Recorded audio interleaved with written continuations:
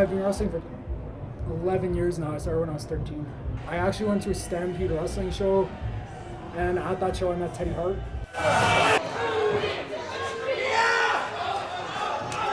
I've been to multiple, more than I can count, because I've been coming since I was really young at age.